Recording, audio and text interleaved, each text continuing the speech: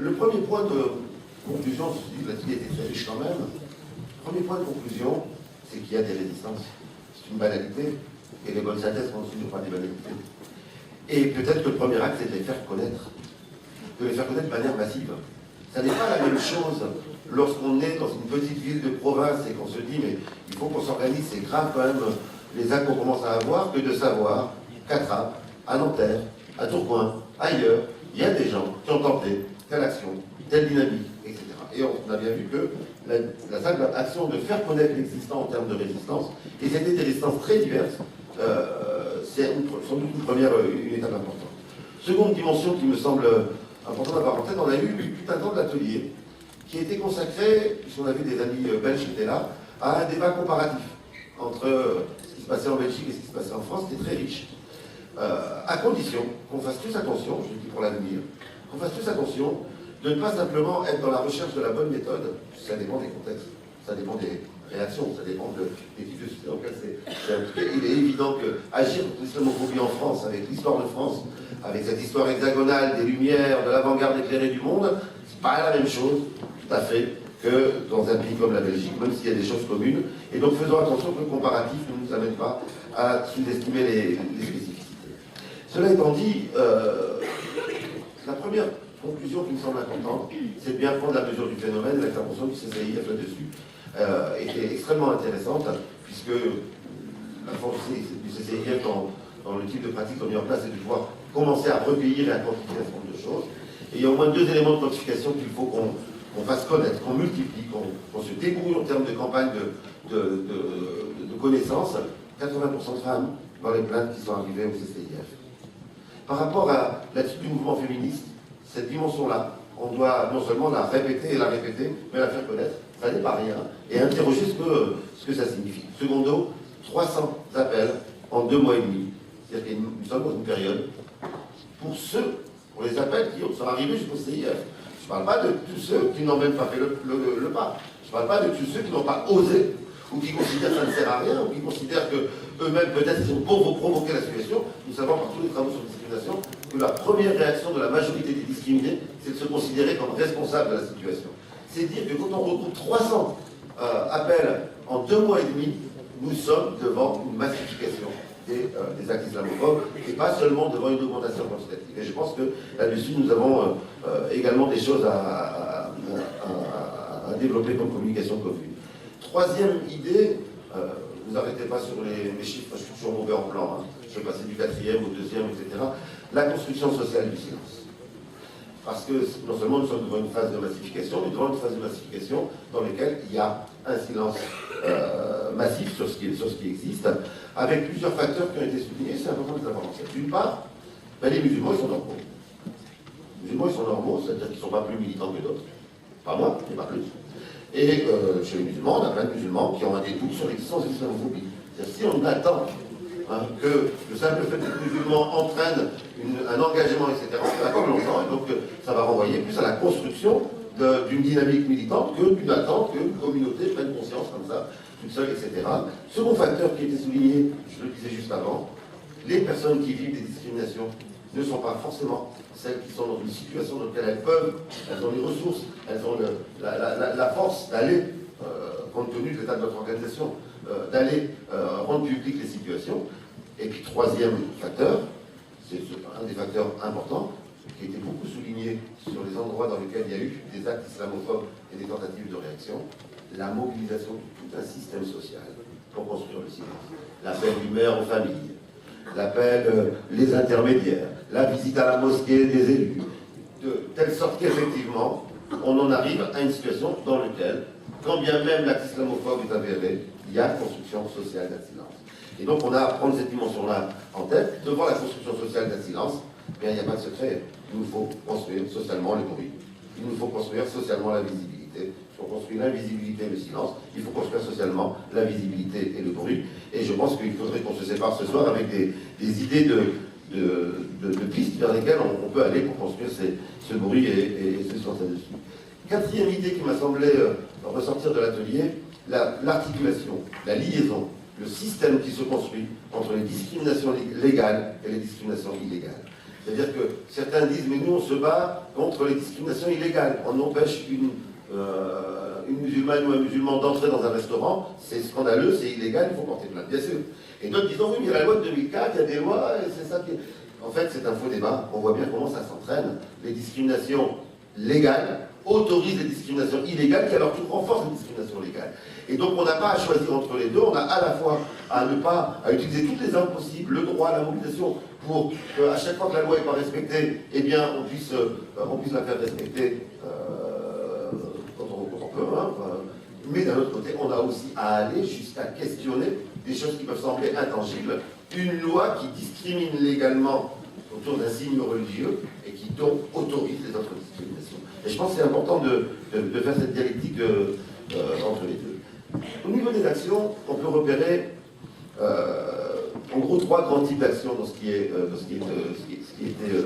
repéré. D'abord, un premier type d'action, je vous disais, qui est un type d'action d'intervention par le biais du droit, par le biais de l'interpellation, donc des associations qui font des courriers, qui interpellent un député, etc., autour de toutes les discriminations illégales, c'est-à-dire tout ce qui dépasse l'interdiction du foulard à l'école, donc tous ceux qui tentent de l'interdire au restaurant, en mairie, etc. Donc toute une série d'interventions de ce type-là, donc des collectifs et associations seront intermédiaires, porte-parole, relais, soutien de personnes discriminées. Une seconde dimension d'action qui est assez forte, c'est les actions en termes très souvent l'expression, je ne suis pas sûr que ce soit la plus juste, mais l'expression qui était le plus utilisée, c'est agir sur les mentalités. Personnellement, je ne pense pas qu'on change les mentalités par des actions. Mais en réalité, ce qui était décrit là, c'était qu'on n'attend pas un acte islamophobe pour avoir des actions de conscientisation, de visibilisation, de débat, de forum, de passage de films, etc. Et donc c'est plus autour de la conscientisation et de la mobilisation que du changement de mentalité en tant que tel. Et puis troisième dimension d'action, c'est l'action qui vise à rendre incontournable la consultation, le débat, la discussion avec les associations issues d'immigration et de quartier, à chaque fois qu'il y a une question qui concerne l'immigration ou l'islam. Et donc, cette dimension-là, elle était autour d'un travail permanent sur le terrain. Et puis, autre action également, la visibilisation, se faire entendre, devenir incontournable sur un territoire. Voilà en gros les types d'actions qui ont été proposées. En conclusion, parce que le temps, on a peu de temps en conclusion, ce que je voudrais dire, c'est 3 choses qui me semblent importantes. La première, l'importance de visibiliser la diversité des actions qui sont menées. Et je pense que là, on pourrait réfléchir à un livre, je ne sais pas, sur une affiche, etc. La seconde, c'est la nécessité d'articuler les mobilisations locales avec les mobilisations nationales. Parce qu'on a bien vu, quand les différentes associations et collectifs ont commencé à donner les résultats de leur mobilisation, il y a plein de résultats. Il ne faut pas croire qu'il n'y a rien. C'est pas inutile, c'est pas des résultats. Mais on voit bien que tout cela sont des résultats qui ne peuvent être que provisoires, parce qu'ils sont dépendants du contexte global, et que par conséquent, les victoires locales ne peuvent pas nous illusionner sur leurs limites et sur la nécessité de construire du rapport de force nationale. Et donc, moi, je pense qu'il faut qu'on se sépare, je le redis, avec un rendez-vous national pour visibiliser, qu'on se donne un engagement, au-delà de nos divergences, au-delà de ce qui nous sépare, quel engagement pour visibiliser cette question dans les mois qui viennent. Et puis, comme la question j'en arrêterai là, comme la question du vivre ensemble a été abordée, le débat sur le respect est également abordé, on a encore beaucoup de débats à avoir entre nous, c'est pour ça que cet atelier était court. La question, c'est pas celle du vivre ensemble, on vit ensemble. Hein. De toute façon, on vit ensemble. Hein. Le maître et l'esclave, ils vivent ensemble. Hein. La question, c'est le vivre ensemble égalitaire. Et je pense que nous-mêmes, il faut qu'on arrête de reprendre les expressions d'en face qui nous empêchent de penser à la réalité. C'est pas le respect qui manque aujourd'hui, c'est l'égalité.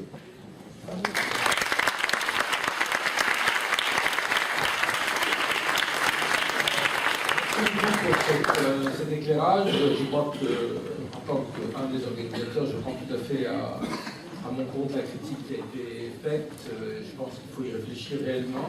Il y a une autre critique qui a été faite plus ou moins, mais qui est aussi, je veux dire, il faut reconnaître, c'est la question de la participation des femmes. Pas dans la salle, elles sont très nombreuses, mais dans les tribunes. Là aussi, évidemment, au départ, il n'y a aucune volonté de la part des organisateurs, mais c'est systémique, parce que pour avoir des femmes qui soient sur les ateliers, il faut un travail que nous n'avons pas fait, et On s'en est rendu compte à la fin, mais effectivement, c'est une critique qui est tout à fait acceptable et tout à fait justifiée, sur laquelle nous devons réfléchir. Donc je passe maintenant la parole à Marouane pour la table ronde numéro 3 sur le plan. Merci Alain. Donc déjà juste avant d'intervenir, je vais adresser quelques remerciements. Un remerciement est pour ces personnes que vous n'avez pas vues aujourd'hui, que vous n'avez pas entendues. Ces personnes qui ont participé à l'organisation de ce colloque, qui ne sont pas nécessairement ici aujourd'hui. Ces personnes qui ont préparé le repas, ces personnes qui se sont chargées de la sécurité, ces personnes qui étaient là depuis ce matin très tôt, pendant que nous on était en train de discuter de viser. Voilà, ces personnes-là, on ne les remercie jamais. Et, je pense à eux très fort parce que c'est...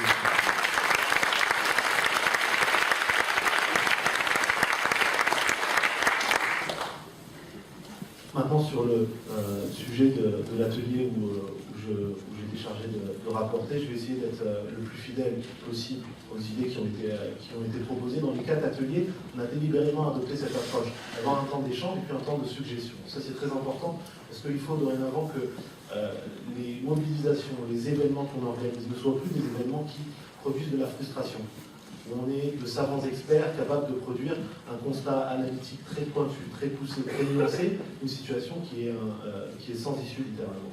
Donc dorénavant, il faut essayer d'envisager une mobilisation sur quelle porte ça débouche, sur quel horizon, quelle solution on propose, quelle planification, qu'est-ce qu'on essaie d'obtenir, où est-ce qu'on va. Et comme on disait ce matin, que trop souvent on a cantonné nos formes de mobilisation à un temps immédiat, comment est-ce qu'on envisage désormais ces problématiques dans un temps long, d'accord ? Et donc, pour répondre à ça, sur la question du droit, on est parti d'un constat simple, c'est que la loi, elle peut être mobilisée dans 2 sens. Elle peut être mobilisée dans le sens d'une affirmation parfois autoritaire. Et en même temps, elle peut être mobilisée au service des victimes. Ces victimes ces victimes dont on essaie d'améliorer la condition. Et donc, malheureusement, on voit que la loi est souvent utilisée également comme un outil de domination. Si elle vient servir les puissants, il faut la respecter. Si elle vient servir les victimes, il faut la changer. Et Babylou, le cas qu'on a exposé tout à l'heure, est un cas emblématique d'une situation où quand les juges ont prononcé une décision en droit, c'était une mauvaise décision. Et donc il fallait dès lors affirmer une nouvelle loi parce qu'il y avait apparemment une incertitude juridique qu'il faudrait vite protéger pour préserver notre espace national de l'islamisation et des tentations communautaires. Donc la loi, elle a cette ambivalence. La question c'est, est-ce qu'on peut faire autrement que ça ? Et pourquoi est-ce qu'il faudrait choisir entre l'une et l'autre ? Elle est les deux à la fois. Et quelqu'un faisait remarquer dans l'atelier que cette loi-là et ce cadre juridique-là, il sera ce que nous en ferons. En d'autres termes, il y a une zone mobile dans l'utilisation et dans l'application de la loi, et elle est mobile et sensible à quoi ? Eh bien, à un rapport de force politique. Cette loi, elle ne s'exprime pas dans un espace neutre idéologiquement, dans un espace neutre politiquement. Elle s'exprime dans un contexte donné. Un contexte où des tribunaux peuvent prononcer des décisions qui ont trait à leur opinion, plus qu'à la réalité du droit. Et ça, c'est pas quelque chose qui est spécifique juste à la question de l'islamophobie. Si on voit le nombre de décisions de justice qui sont prononcées et ensuite cassées en droit, ça vous donne une idée de, pas juste des erreurs juridiques qui sont prononcées, mais également de la partie liée à l'opinion, au choix politique d'un certain nombre de juges. D'accord ? Ça, c'est autrement plus large que les cas d'islamophobie. Donc il faut avoir une approche globale du fait juridique et comprendre qu'il y a une articulation naturelle qui est existante et donc il faut utiliser entre la réalité juridique et la réalité politique de nos espaces. Et que si on n'est pas capable de prendre cette distance-là, de prendre ce recul-là pour penser nos mobilisations aussi dans un rapport de force politique, on fait ce qu'on peut qualifier de soins palliatifs. On va régler des situations au cas par cas, on va obtenir parfois gain de cause pour les victimes, on va faire un travail de médiation et essayer de résoudre des problèmes, mais on passe notre temps à résoudre des problèmes qui sont des conséquences d'un problème qui est autrement plus large, qui est systémique, qui est global et qui est l'islamophobie dans toutes ses dimensions. Donc, il y a une réelle nécessité de prendre en compte cet aspect politique-là aussi. Ensuite, il y a un point important, c'est qu'on a une capacité à agir là-dessus. Comment ? D'abord, en prenant en compte le fait que le droit français s'inscrit dans des cadres beaucoup plus larges. Il y a le cadre européen, qui prévoit des dispositions, des législations, qui parfois sont beaucoup plus protectrices des libertés individuelles, des libertés fondamentales, et puis il y a un droit international, et l'ONU, l'OSCE, le Conseil des droits de l'homme sont là également pour réaffirmer un certain nombre de ces libertés fondamentales et protéger les minorités au sein d'espaces où localement, nationalement, les droits pourraient être en leur défaveur. D'accord ? Et ça, c'est un travail qu'il faut mobiliser, qu'on essaie de mobiliser maintenant depuis quelques années au CCIF à travers la création d'une équipe internationale, mais qui doit être continué, qui doit être poursuivi et repris avec des alliés. Parce qu'il ne suffit pas juste qu'il y ait une association à l'OSCE, à l'UE, au Parlement européen. Il faut que, comme il y a une diversité aujourd'hui dans les organisateurs de cette conférence, eh bien on ait une diversité d'alliés au sein même des instances internationales. Et ce travail-là, il va falloir le mener dans les années à venir.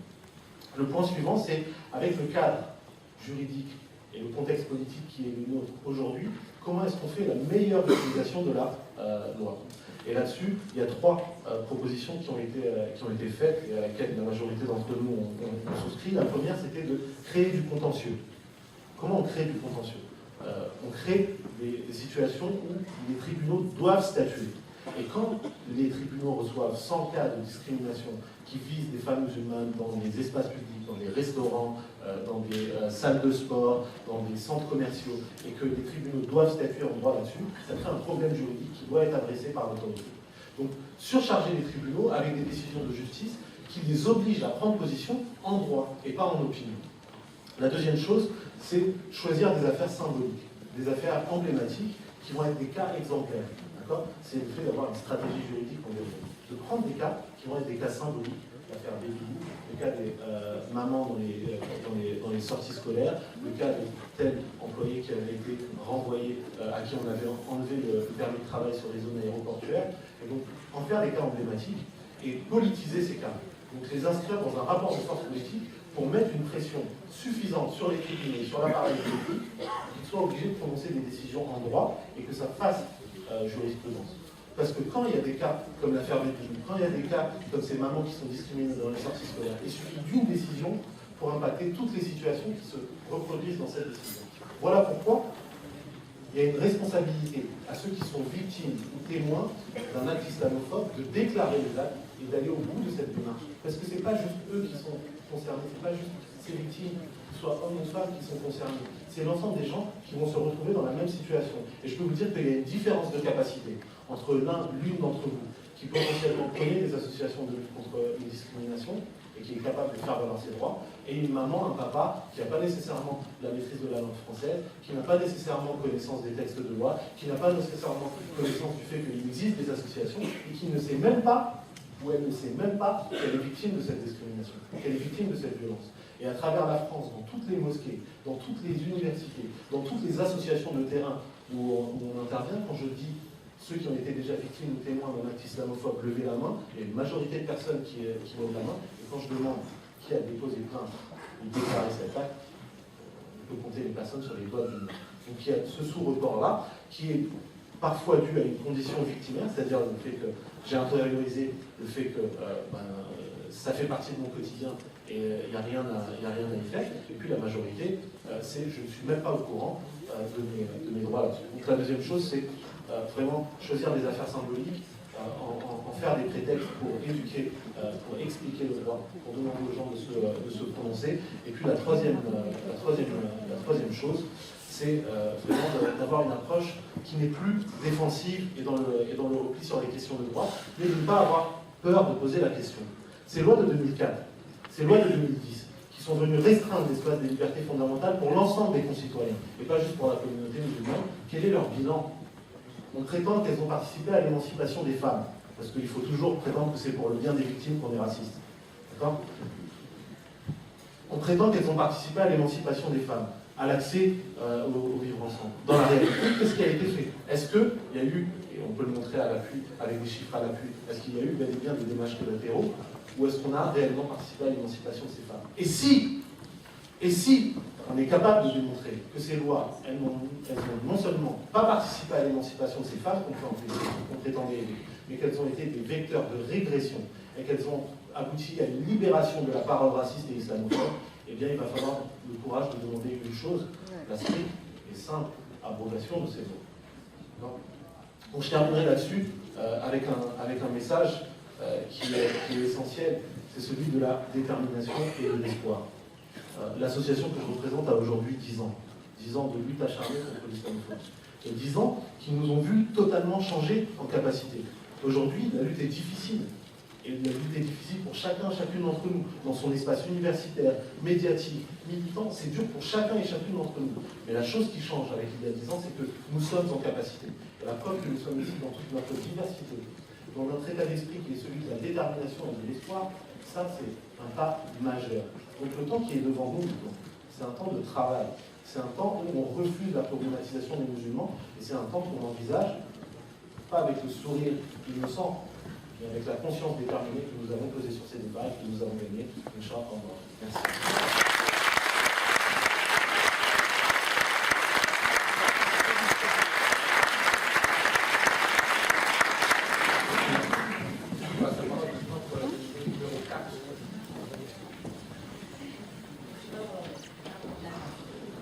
Je vais essayer de faire une récapitulation. Ça s'entend, je viens des États-Unis. J'ai un regard un peu de l'extérieur, mais je vais essayer quand même de dire quelques mots sur l'atelier 4 qui était sur les médias. On n'a pas beaucoup parlé des médias en fait, qui était très intéressant. Et je voulais simplement aussi souligner le fait qu'il n'y a pas des médias traditionnels ici. Il me semble, mais en même temps, il y a eu un rassemblement assez énorme. Donc, apparemment, même sans les médias traditionnels, il y avait une publicité, il y avait, le mot est sorti, qu'il y aura cet rassemblement. Et je crois que c'est un constat assez intéressant de voir, en fait, que même sans l'idée, même sans le monde, même sans tous les médias traditionnels, il y a eu les réseaux sociaux non traditionnels ont marché de nous rassembler ici. Donc voilà. Par rapport à l'atelier, je vais revenir sur quelques pistes de réflexion. D'abord, le racisme et l'islamophobie. Et là, il y avait quelques questions et quelques débats. On a constaté il y avait quelques-uns qui ont constaté que l'islamophobie, c'est aussi un racisme de classe. Et c'est important de ne pas oublier que c'est un racisme de classe et que les musulmans sont une communauté plutôt de la classe ouvrière. Et donc, on a la tendance de parler, il y a un livre qui a été publié de la question sociale à la question raciale. Et je crois qu'il ne faut pas oublier que la question musulmane entre guillemets, c'est aussi une question sociale. Donc la question raciale, la question religieuse sont aussi des questions de classe, des questions sociales. Quoi d'autre voilà. En même temps, il y a eu une instrumentalisation de l'islam pour occulter d'autres problèmes de chômage, d'emploi, l'économie. Et ça joue aussi du fait que l'islamophobie est devenue une façon, je crois, de diviser les classes. Et c'est aussi important de le souligner. Troisièmement, on a souligné le fait c'était Abdel Ali Hajjat qui a souligné le fait que les musulmans, par rapport aux médias, les musulmans ne sont pas une audimat importante, c'est pas une classe moyenne. Donc pour les médias, il n'y a pas un intérêt à faire un marketing vers les musulmans. Donc ça joue aussi du fait qu'il n'y a pas, ça joue sur le fait qu'il y a une islamophobie dans le champ médiatique, parce que par rapport à la Grande-Bretagne par exemple, ou même les États-Unis, où les musulmans représentent quand même la classe moyenne, il n'y a pas un intérêt économique de présenter une image positive aux musulmans sur eux-mêmes dans les médias. Donc c'est important de rappeler ce fait.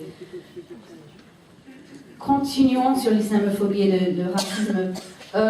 Il y avait un débat dans l'atelier par rapport à comment combattre l'islamophobie. Et est-ce que l'islamophobie est une forme de racisme général, ou est-ce que l'islamophobie est un racisme assez particulier? Et Sébastien Fontanelle, il n'a pas terminé son discours, donc peut-être pendant les questions, il peut le faire.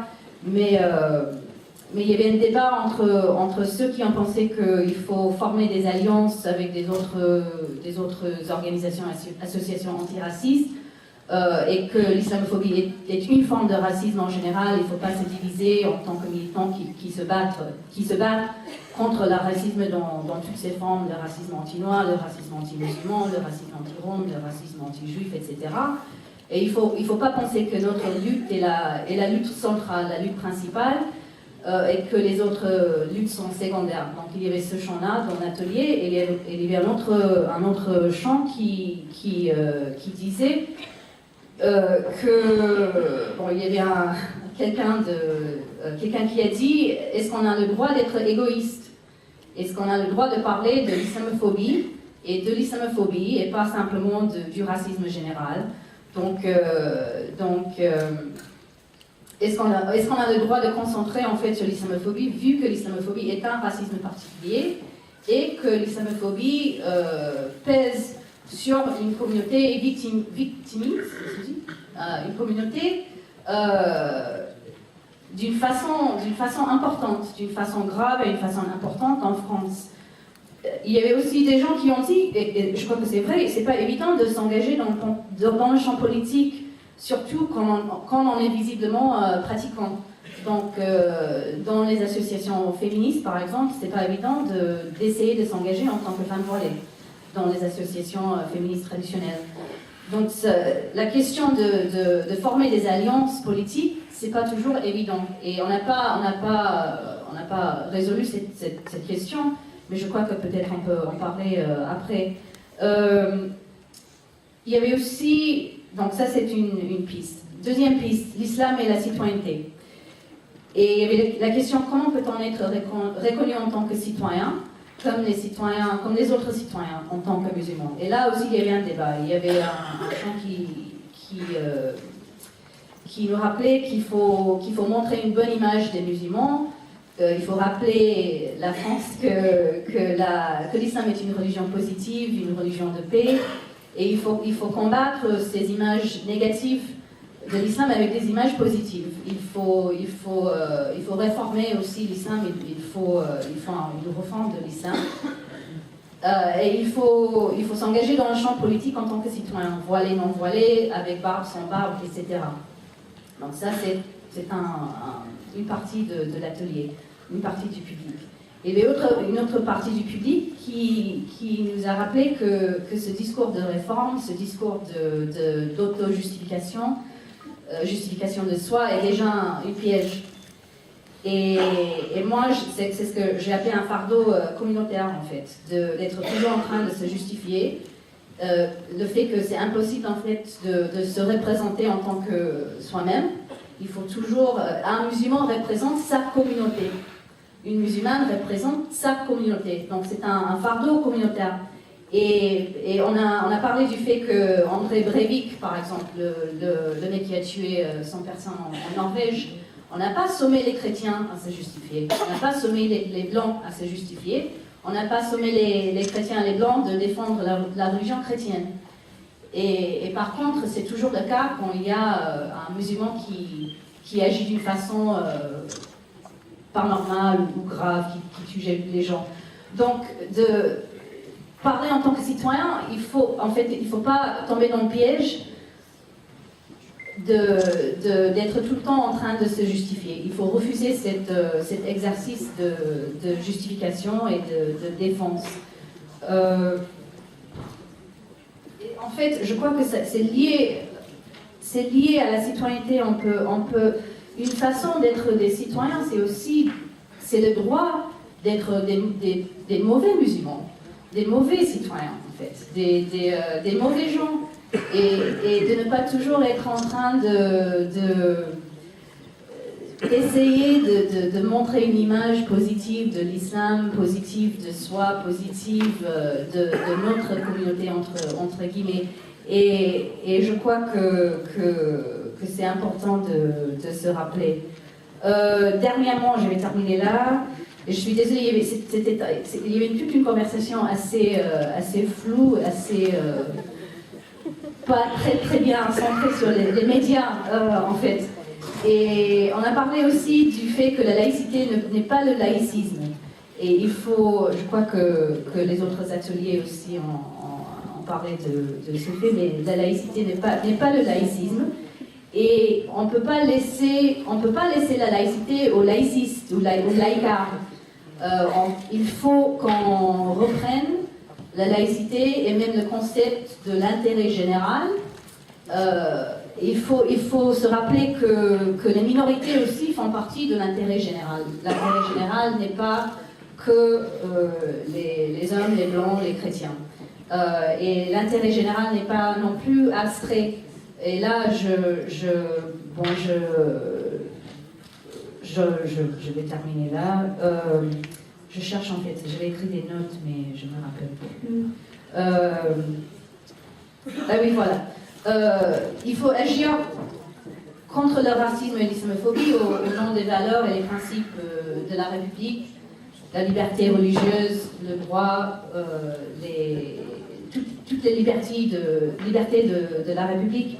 Et il ne faut pas laisser aux autres à définir ce que ça veut dire la République, ce que ça veut dire les valeurs de la République et ce que ça veut dire la laïcité non plus. Donc, donne-moi une minute juste pour vérifier que j'ai tout dit. Ouais, je crois que c'est ça. Et moi, je veux juste... moi, je voulais ajouter, il y a une phrase, un concept en fait de Tariq Modoud, qui est un sociologue en Angleterre, où il dit que le racisme est multiple. Et la Grande-Bretagne, c'est un pays multiraciste. Et je crois que... Et ça veut dire qu'il y a des formes de racisme différentes. Donc le racisme n'est pas singulier, le racisme est multiple.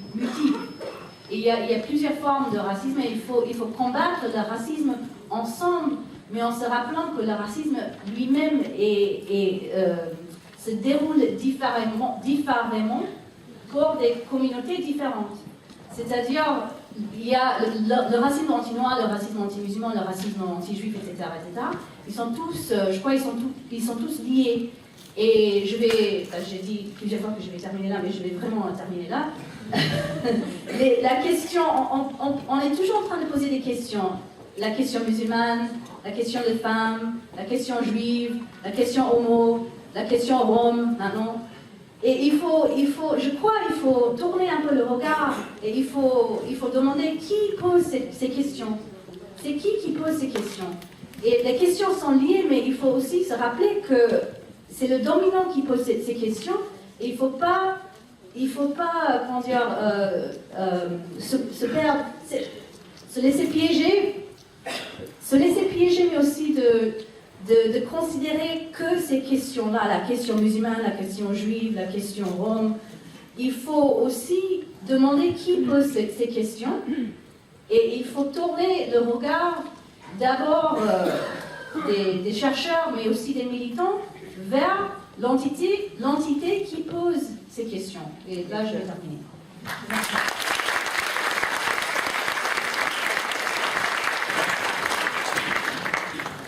Pour le dernier rapport, il est là. Merci. Je suis hyper stressée, alors vous m'excuserez si je tremble un petit peu de la voix. Alors, de toute façon, je vous annonce d'emblée que je ne serai pas à la hauteur de l'atelier parce que j'ai trouvé qu'il était super extra riche et qu'on serait tenté à la limite de lire tout ce qui a été dit parce que tellement les gens ont été dynamiques dans leurs propositions et même on les sentait vraiment dans la lutte. Donc, faire le travail de résumé, même si j'ai été aidée par des copines, n'a pas été très simple. Alors, vous demandez, est-ce que vous faites la différence entre féminisme et laïcité? Non, parce qu'il n'y a plus de différence, hein. Féminisme égale laïcité en fait. Et si vous n'êtes pas d'accord, revoyez votre français. Parce qu'aujourd'hui, justement, c'est ce qu'on nous dit un peu partout, hein, au niveau des politiques et des médias, c'est vraiment ce qui est véhiculé. Et d'ailleurs, quand on regarde un des articles de la charte de la laïcité, c'est une des participantes qui le précisait, dit bien que la laïcité garantit l'égalité homme-femme. Alors qu'on sait qu'en 1905, avec cette loi, les femmes n'avaient pas encore le droit de vote. Mais bon, rassurez-vous, on vous garantit quand même l'égalité homme-femme. Donc nous, dans cet atelier, on a voulu justement déconstruire ça et aussi faire des propositions stratégiques et d'action qui n'ont pas été évidentes à séparer en fait, parce qu'il y a eu des moments où on se disait c'est une action finalement ou des stratégies. Donc voilà, un choix a été fait. J'espère que je ne trahirai pas trop les interventions. Donc,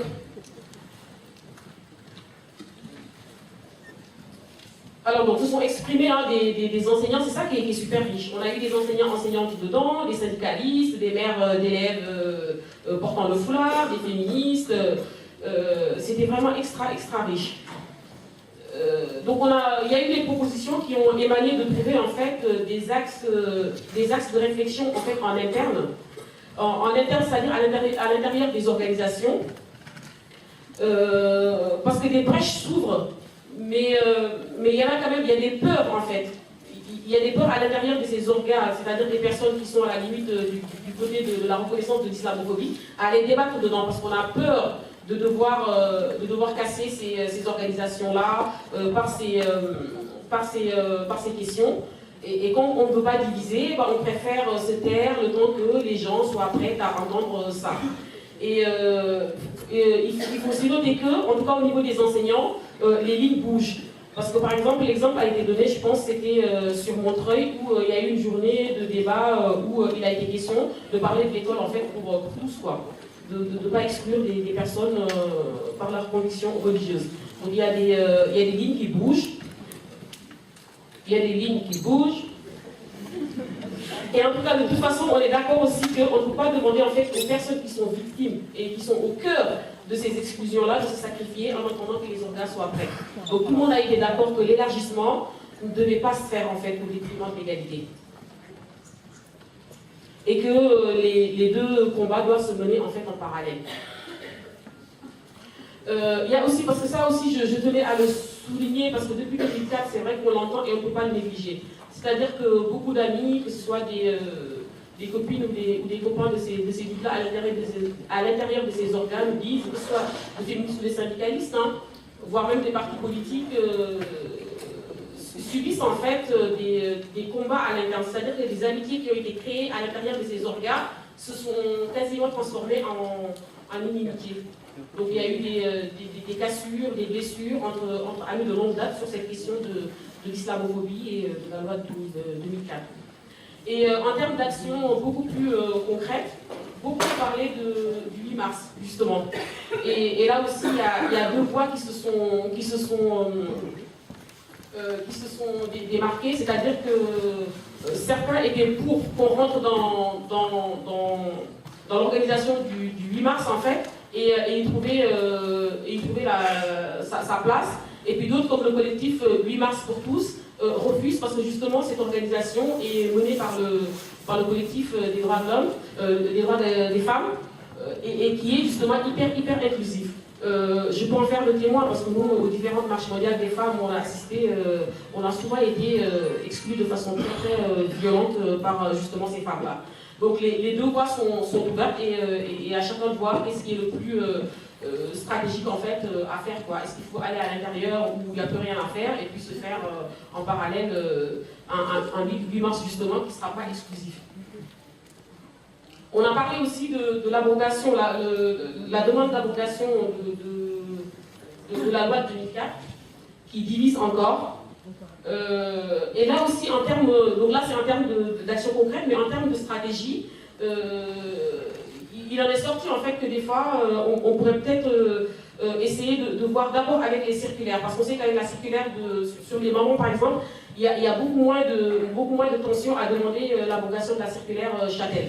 Donc pour des stratégies, est-ce qu'il ne faudrait pas commencer par ça, essayer d'avoir des victoires, En tout cas, nous, au niveau de Maman Toutes Égales, c'est ce qu'on essaie de faire depuis 3 ans, essayer d'avoir une victoire sur ce point-là, mais que d'autres aussi pouvaient faire des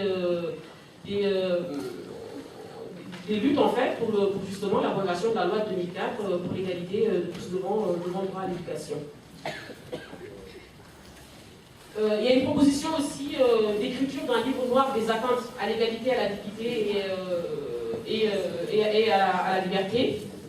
Vous travaillerez différentes sortes de personnes. Voilà. Il a été question aussi de la création d'une commission mixte où il y aurait des musulmans, des politiques intellectuels, où on entendrait la voix des principaux concernés pour réfléchir ensemble en fait aux modalités d'égalité. Et puis, plus à titre personnel. Donc moi, peut-être que la place était plus ce matin, parce que l'état des lieux c'était ce matin, mais juste pour rappeler quand même, historiquement, ce qui arrive aujourd'hui aux musulmans. C'est-à-dire que je ne remonte même pas à 1989, hein, je remonte à la loi d'abord de 2004, qui donc exclut les jeunes filles de l'école. Ensuite,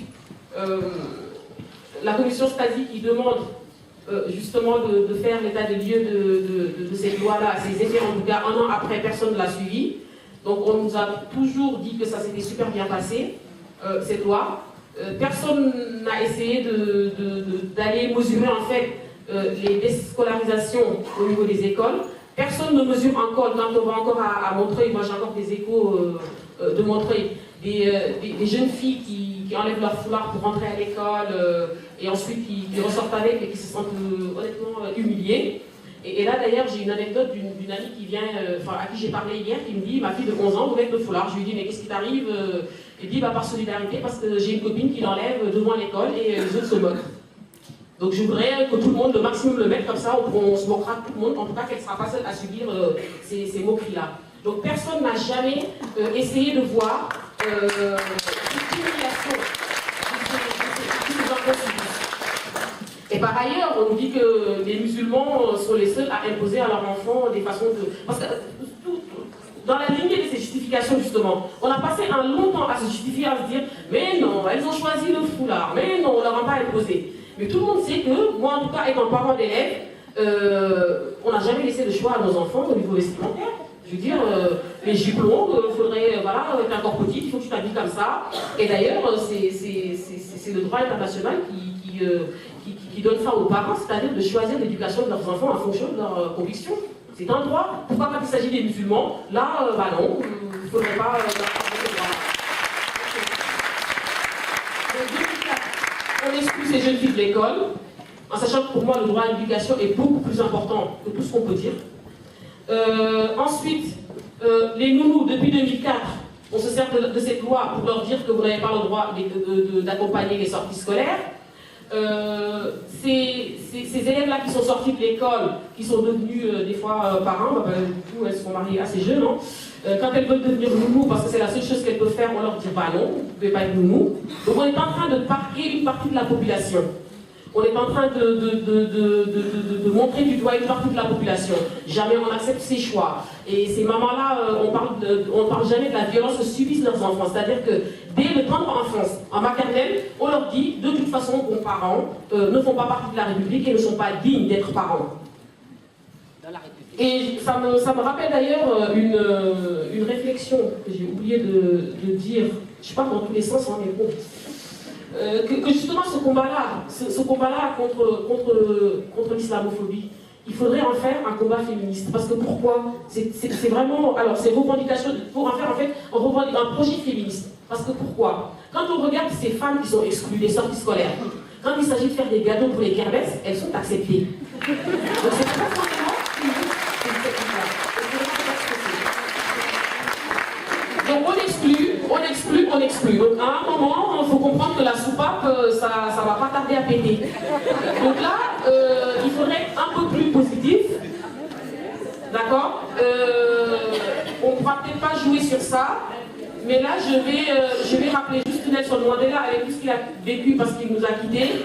J'avais voulu vous lire un petit peu le poème qu'il a fait vivre, je n'aurai pas le temps de le faire, en prison pendant 27 ans. Mais je me dis justement, malgré ces choses-là que nous vivons qui sont horribles, Parce que même des fois, si on ne le vit pas directement, on le vit indirectement. Ces réflexions dans la rue, à chaque fois qu'on entend parler de République, bah, on sait bien que nous, on est à l'extérieur de la République. Quand on parle de laïcité, alors que finalement, c'est nous qui détenons la vraie laïcité et le vrai féminisme. Parce que nous, on n'exclut pas.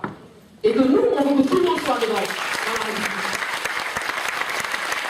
Et donc, il va falloir ne pas rester en bas. Nelson Mandela disait, quand il avait des raisons de rester en bas, non, ce poème-là l'a aidé à rester debout. Et il va falloir qu'on reste debout. Et qu'on lutte. Et qu'on ne se laissera pas faire. Parce qu'en 89, ils étaient minoritaires. Ceux qui ont tourné cette tendance-là étaient minoritaires en 89. Personne ne voulait de ces exclusions. Le Conseil d'État donnait tort aux exclusions et a même réintégré une élève qui a été exclue. Le ministre de l'Éducation nationale à l'époque, Jospin, était contre les exclusions. Et pendant 15 ans, ils ont réussi à faire à inverser la tendance. Et nous, si on veut faire au moins dans le même temps, 10 ans se sont passés, il nous reste 5 ans pour faire pareil. Et pour ça, j'ai souvent entendu, après la ménager à dire, que justement, il va falloir qu'on crée des alliances. Avec qui? Avec de vrais professeurs de droit, des spécialistes du droit. Parce que tout le monde n'est pas sur le laïcisme.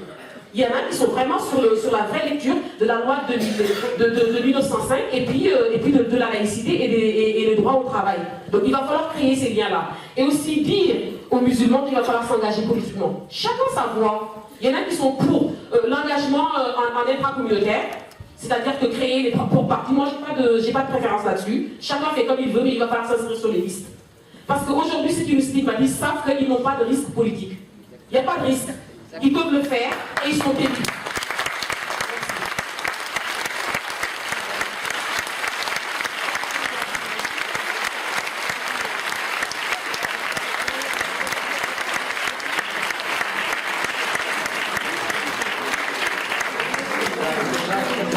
Qui nous prouve, si j'étais besoin, qu'il faut donner la parole aux femmes. Juste quelques mots, on arrive un peu à la fin de ce forum. Je voulais dire ce qui a déjà été dit ici, c'est que ce forum, comme vous voyez, il s'appelle Forum contre l'islamophobie. Ce n'est pas un forum sur l'islamophobie. C'est-à-dire qu'il parle de quelque chose qui est venu ici de manière plus ou moins forte, qui est venu dans les ateliers, mais c'est qu'il y a tous les jours des victimes de cette islamophobie. Et que, évidemment, c'est les femmes qui payent le prix principal de cette islamophobie et des agressions, mais c'est aussi les jeunes dans les quartiers avec les contrôles aux faciès. Il y a une vraie violence. Marwan disait que cette violence et cette islamophobie existent, mais elles sont d'une certaine manière invisibles pour la société. Nous avons à la rendre visible. Et je crois que ce que nous avons voulu faire dans ce forum, une des initiatives pour rendre cette islamophobie visible, pour rendre visible cette violence qui s'exerce quotidiennement. Alors, juste un mot sur le... vous avez vu, c'est organisé par un collectif qui s'appelle le 14 décembre, qui est un collectif ad hoc, c'est-à-dire qui s'est créé à partir d'un certain nombre de personnes, d'associations, qui se sont mises ensemble. Ça s'est accéléré avec les agressions qu'il y a eu pendant l'été. C'est une des formes de mobilisation. Personne ne prétend ici que nous sommes toutes des mobilisations. Et il y a d'autres mobilisations à côté, et c'est tant mieux. Parfois, il y a des divisions. J'arrête, Ramadan le souligner, on a une grande capacité, sans doute parce qu'on se sent tellement fort, à se diviser entre nous de manière importante, mais ça n'a pas d'importance. On participe d'un mouvement commun, d'un mouvement qu'il faut continuer à développer, qui va continuer à se développer, avec de vrais débats. Un des débats de fond qui s'opposent, c'est le rapport entre notre volonté d'élargir le front contre l'islamophobie à des forces qui, jusqu'à présent, étaient extrêmement réticentes, et je pense qu'aujourd'hui, d'une certaine manière, nous l'avons fait, et la volonté de rester sur des principes qui nous sont forts. On est là cité, est-ce qu'il faut se battre aujourd'hui pour l'abrogation de la loi de 2004 C'est-à-dire, il y a des associations qui se battent là-dessus, et il y a des associations qui disent peut-être aujourd'hui c'est pas la priorité c'est d'avoir d'autres, c'est d'élargir le front et de se battre contre les circulaires qui sont mises en place. Je ne tranche pas là-dessus, je veux dire, c'est un débat qui est normal, mais il faut bien être conscient que notre capacité à vaincre et à se dépend en partie de notre capacité à élargir, mais évidemment élargir sans traduire notre lutte fondamentale, qui est une lutte fondamentale pour l'égalité. Et je crois que ça, c'est quelque chose de très fort, parce qu'après tout, c'est un des principes fondateurs de la République. C'est pas quelque chose que les musulmans essayent d'introduire subrepticement dans notre législation. C'est normalement la base de la société, de cette société française. Donc je crois que c'est très important à faire, c'est très important. Aujourd'hui, c'est une étape. On va continuer, on va se battre. Le collectif du 14 décembre va essayer de prendre en compte les différentes initiatives qui sont proposées, essayer de voir comment on peut continuer. D'autres le feront de leur côté. Je crois que c'est tout à fait important à faire et à continuer. Et comme je le disais, il y a différentes initiatives qui se préparent, et je vais maintenant donner la parole à Ouria qui va présenter une partie de ces initiatives qui ne sont pas forcément portées par tous les gens qui ont participé à ce collectif, mais qui me semblent tout à fait importantes.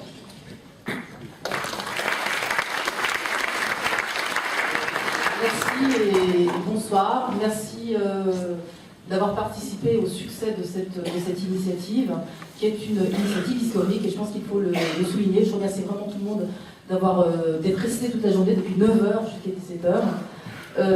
Alors j'aurais effectivement faire une annonce, mais avant de faire cette annonce, je voudrais signaler et souligner une chose qui n'a peut-être pas été assez dite, c'est que ce forum a lieu 30 ans après un anniversaire qui est l'anniversaire de la marche pour l'égalité contre le racisme. Je pense que c'est extrêmement important de le souligner ce soir. La semaine dernière, donc il y a une dizaine de jours, nous fêtions les 30 ans, le 3 décembre dernier, et nous ne pouvons pas ne pas nous inscrire dans une filiation des luttes historiques de l'immigration. Or, il se trouve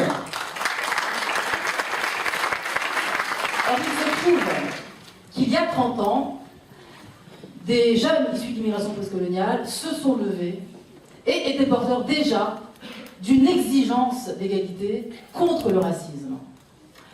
Et cet anniversaire n'est pas sans nous rappeler que nous faisons face aujourd'hui à cette même problématique. Ça ne veut pas dire que nous n'avons pas avancé, mais ça signifie que nous sommes toujours confrontés à ce racisme structurel. Dans les années 80, on tuait des Arabes, les policiers tuaient des Arabes dans la rue et des Noirs. Eh bien, c'est toujours le cas. C'est toujours le cas.